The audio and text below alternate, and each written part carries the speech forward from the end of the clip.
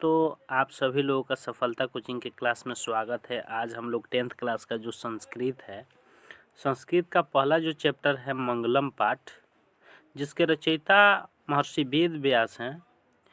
यह जो पाठ है उपनिषद से लिया गया है। इसमें कुल 5 मंत्र हैं। इस चैप्टर के बारे में हम लोगों को जानना है, ठीक है। चलिए एक एक करके हम लोग समझते हैं।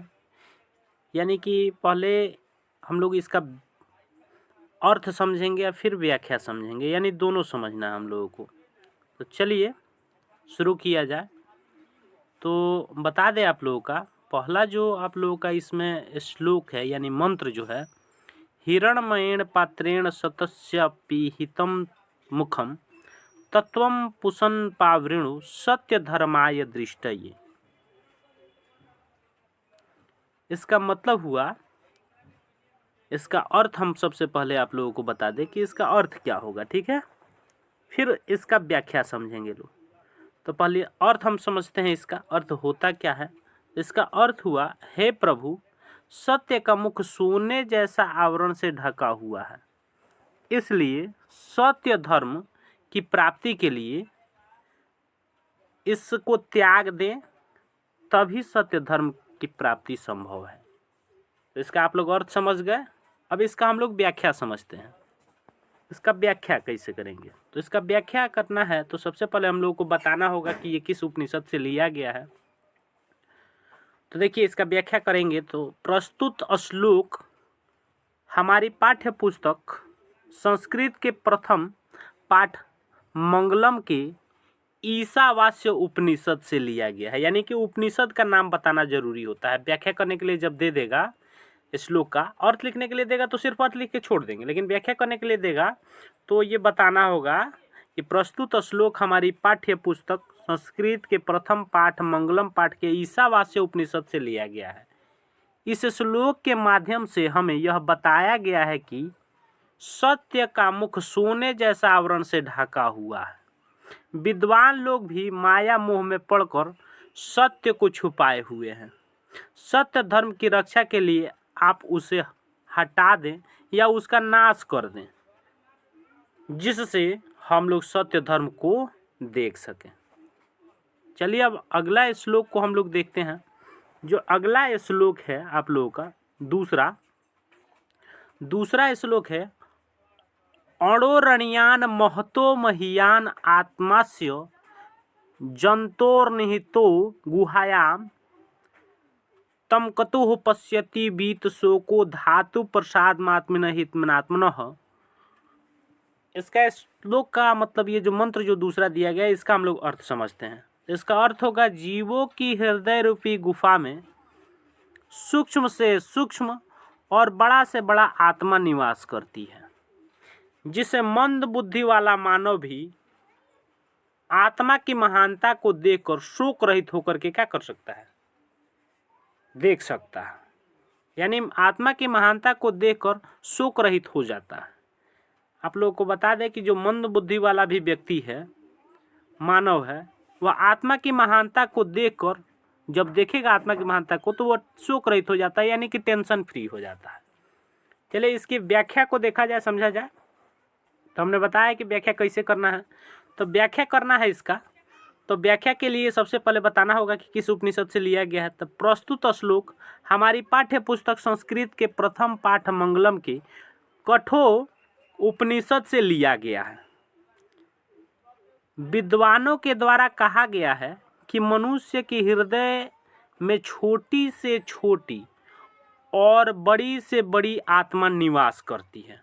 अगर उसका आभास हो जाता है, यानी ज्ञान हो जाता है, तो मंद बुद्धि वाला व्यक्ति भी शोक रहित हो जाता है, यानी माया मोह को त्याग कर परमपिता परमात्मा में एकाकार हो जाता है, यानी उसमें लीन हो जाता है। तीसरा जो मंत्र है, अब उसके अर्थ को हम लोग समझते हैं।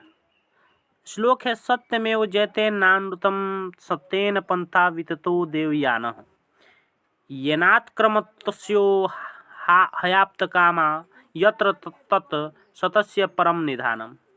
इसका अर्थ समझते हैं।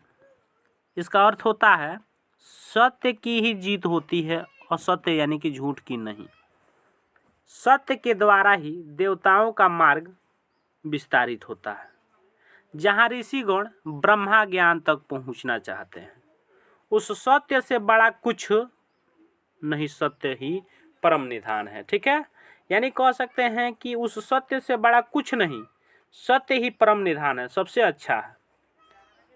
आगे समझते हैं, इसके व्याख्या को देखा जाए तो इसकी व्याख्या को बताएंगे कि प्रस्तुत श्लोक हमारी पाठ्य पुस्तक संस्कृत के प्रथम पाठ मंगलम के मुंडक उपनिषद से लिया गया है।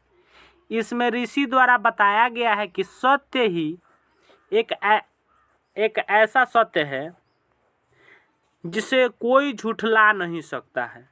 ऋषि द्वारा सत्य की प्राप्ति करने के लिए, जन कल्याण की रक्षा के लिए कठिन से कठिन परिश्रम करते हैं। सत्य के द्वारा देवताओं का मार्ग विस्तारित होता है। चौथा आप लोगों का जो श्लोक है, यथा नद्य स्मंदमाना समुद्रस्तम गच्छन्ति नाम रूपे विहाय तथा विद्वान नाम रूपाद विमुक्त प्रातपरम पुष्पैति दिव्यम। तो इसका अर्थ समझते हैं, जिस प्रकार से बहती हुई नदियां समुद्र में मिलकर अपने नाम को लुप्त कर देती हैं, यानी अपना नाम और रूप खो देती हैं, ठीक उसी प्रकार विद्वान पुरुष भी दिव्यता को प्राप्त कर परमपिता परमात्मा में एकाकार हो जाता है। चलिए इसकी अब व्याख्या को समझा जाए। बता दें कि इसके व्याख्या के लिए प्रस्तुत श्लोक हमारी पाठ्य पुस्तक संस्कृत के प्रथम पाठ मंगलम के मुंडक उपनिषद से लिया गया है।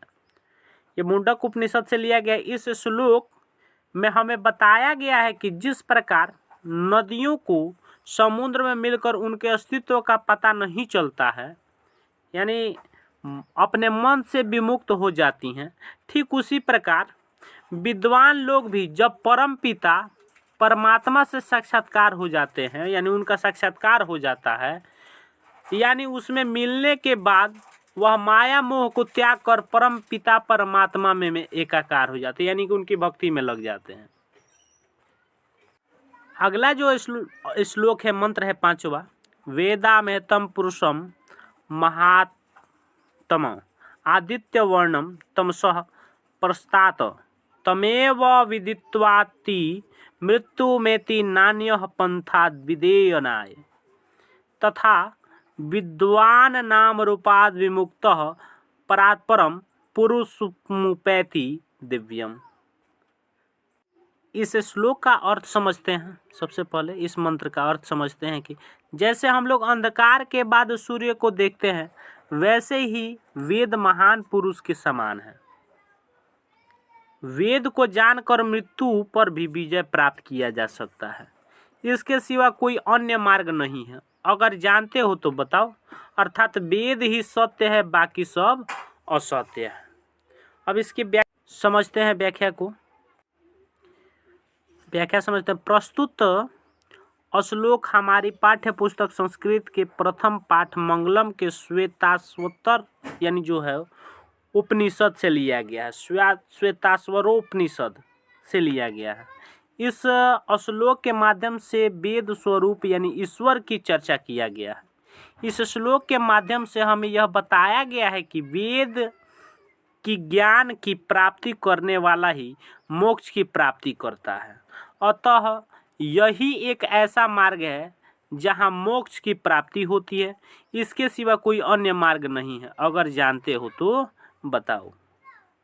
इस तरह से आप लोगों ने जो मंगलम पाठ है उसका अर्थ और व्याख्या समझे, तो आप लोग इसको बढ़िया से समझ गए हैं। अब इसके अगले पार्ट में हम इसका क्वेश्चन आंसर जानेंगे, उसको भी आप लोग देखिए, तो आप लोग इसके क्वेश्चन आंसर को भी समझ जाएंगे। ठीक है।